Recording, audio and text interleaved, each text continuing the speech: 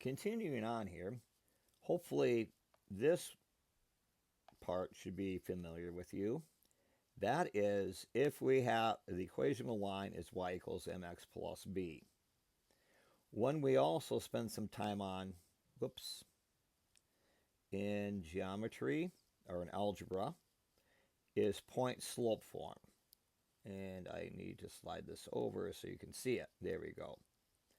In point slope form, looks like y minus y1 equals m times x1.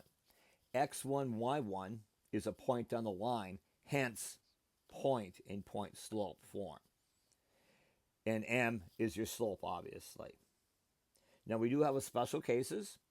If you have y equals a number, any number, without the x, that's going to be a horizontal line. Okay?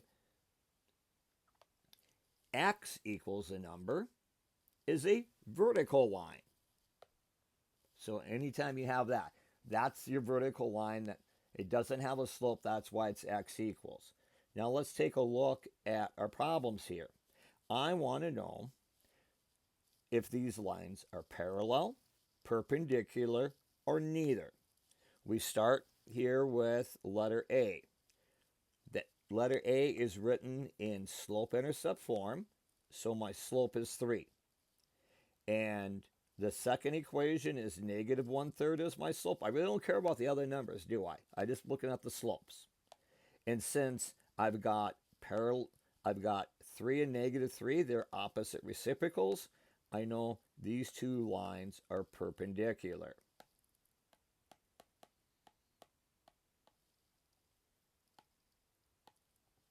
Now let's take a look at letter B.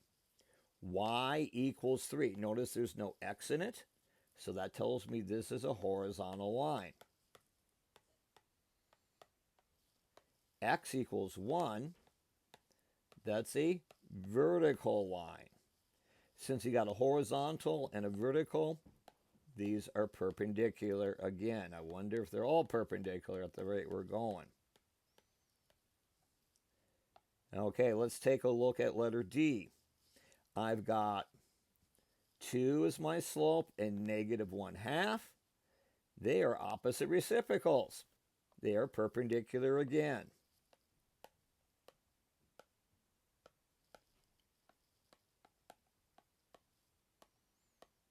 You can just write the symbol for perpendicular if you want. Okay. Oops. Oh, I skipped C. Let's go back to C. I've got negative 3/4 and negative 3/4. They're the same. So that tells me these lines are parallel. Sorry about that. I made it big and I skipped one of them. Okay, let's take a look at letter E. X equals negative 2 is vertical. X equals 4 is vertical. Oh, since they're both vertical, they're parallel. So all the questions I start with were perpendicular, and the last two I did were parallel. Let's take a look at an application here, or at least somewhat of an application. We're told Valentina is designing a park using grid paper. She wants to build a sidewalk that connects the fountain at P, which is at 0, 1. Notice here's P at 0, 1. She wants to be perpendicular to our sidewalk, which we have here. I want to graph the line that represents the new sidewalk. Well, let's find the slope of my old sidewalk. No. I always forget how to undo it here. And I'll just erase it. How about that? There we are. Oh, there was my undo in the corner. So my old sidewalk, let's find that slope. So negative 6 minus a negative 2 all over 0 minus a negative 6. Negative 6 plus 2 is negative 4. 0 plus 6 is 6. So I know My old sidewalk has a slope of -2/3. And that should make sense because it's going down, isn't it?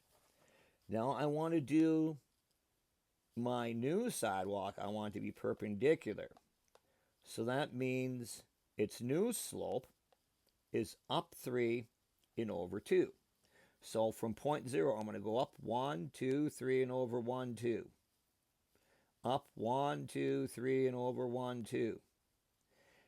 Remember, 3, 2 is the same as -3 over -2. I could have gone down 1, 2, 3, and to the left 1, 2. And then I'll draw my new sidewalk. And there we have it. That's where my new sidewalk would be.